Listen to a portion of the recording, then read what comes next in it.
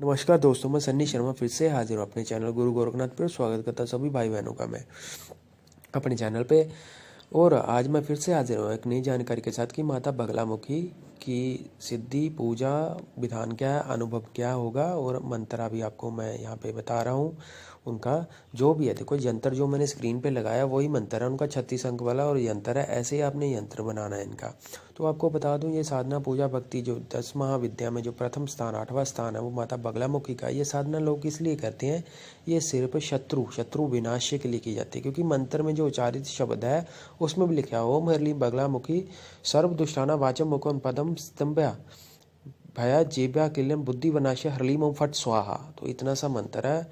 ओम हरलीम बगलामुखी सर्व दुष्टाना वाचम मुखम पदम स्तंभया भया जेब्या बुद्धि विनाश्य हरलीम ओम फट स्वाहा। तो ये मंत्र आपको नेट पे भी मिल जाएगा, नहीं है तो मेरे ब्लॉग पे विजिट कर लेना, वहाँ पे भी मिल जाएगा आपको। और आप मेरे को वैसे भी अगर वो बोलते हैं ज़्यादा इन्फॉर्मेशन चाहिए तो आपको मेरा डिस्क्रिप्शन बॉक्स चेक करना पड़ेगा। मैं आपको बता दूं, 2 मेरे ब्लॉग हैं। पहला है शिवगुरु गोरखनाथ .blogspot.in या .com लगा के आप सर्च कर सकते हो गूगल पे जाके डायरेक्ट। दूसरा सिद्ध शाबर मंत्रा .blogspot.in या .com लगा के आप सर्च कर सकते हो। और आपको बता दूं, सेम एड्रेस है गूगल प्लस पे भी आप फॉलो कर सकते हो गुरु गोरखनाथ के नाम से।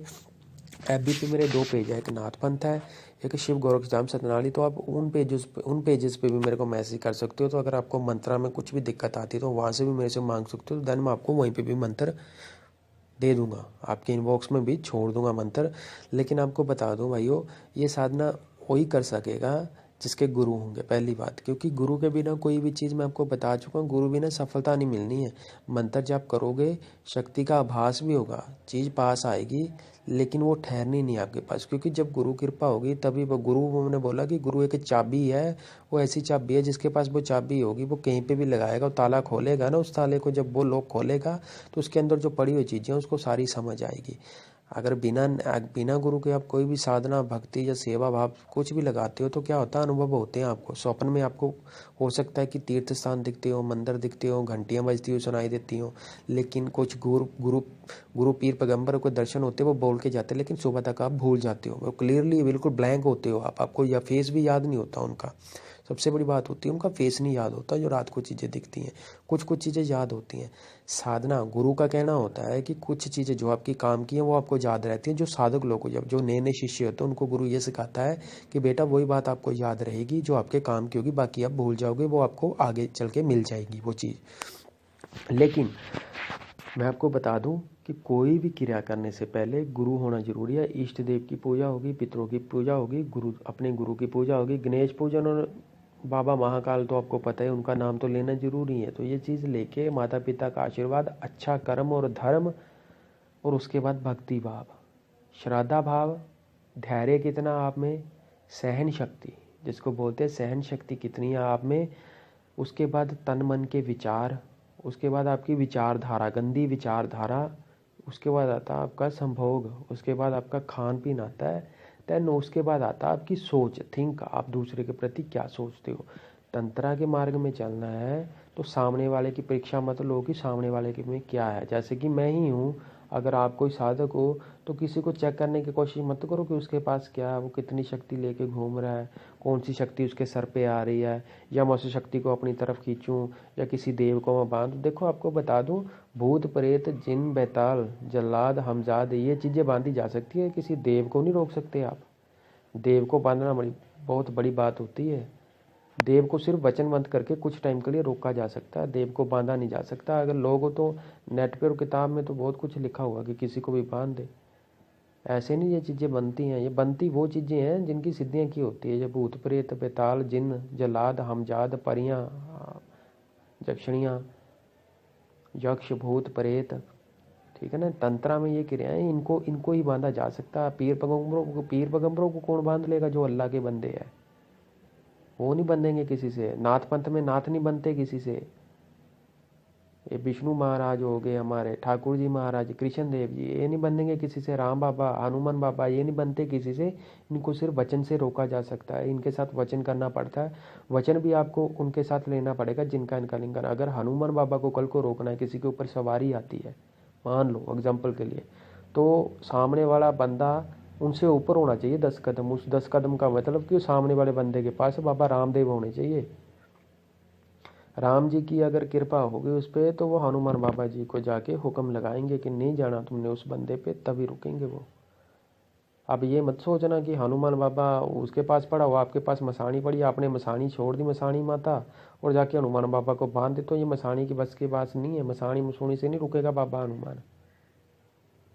देव शक्ति देव से रुकनी है, भूत प्रेत वाली शक्ति भूत प्रेत से रुकनी है। क्योंकि तंत्रा की क्रिया हर एक वार तीर सामने से अगर मान लो बचाव करने का भी कोई तरीका होता है। चीज़ की काट उसी वे उसी वो बोलते हैं ना, जिस रास्ते से गई है उसी रास्ते से काटी जा सकती है।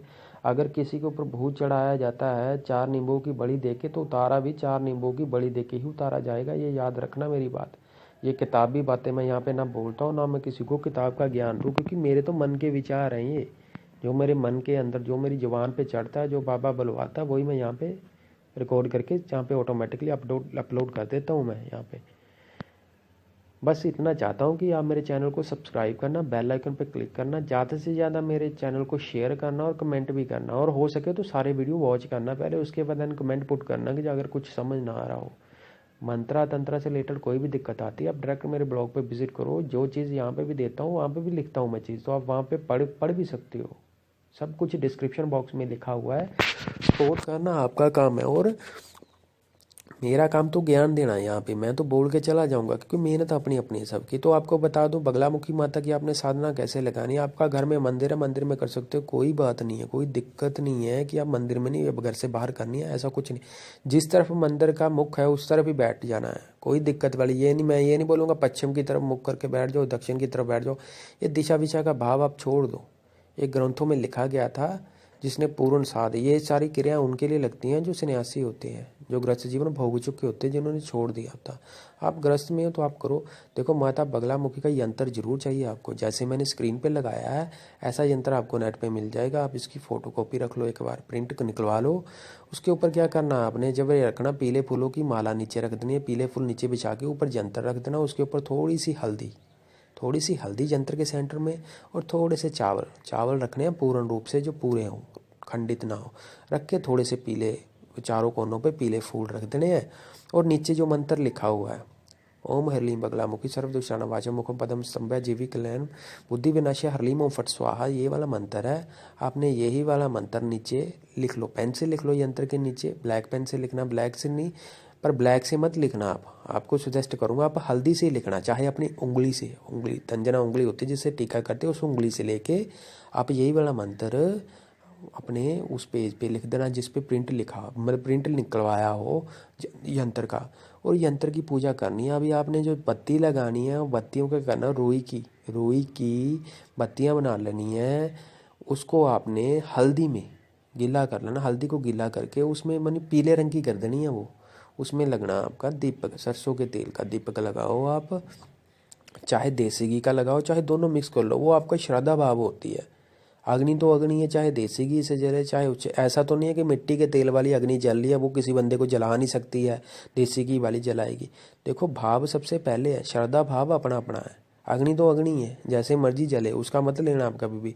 माला लेनी है आपको, हल्दी वाली माला, और आपने ये वाला मंत्र 1.25 लाख पूर्ण करना है। और वीरवार से साधना लगनी है, वीरवार से शुरू कर सकते हो, मंगलवार से भी कर सकते हो, शनिवार से भी शुरू कर सकते हो।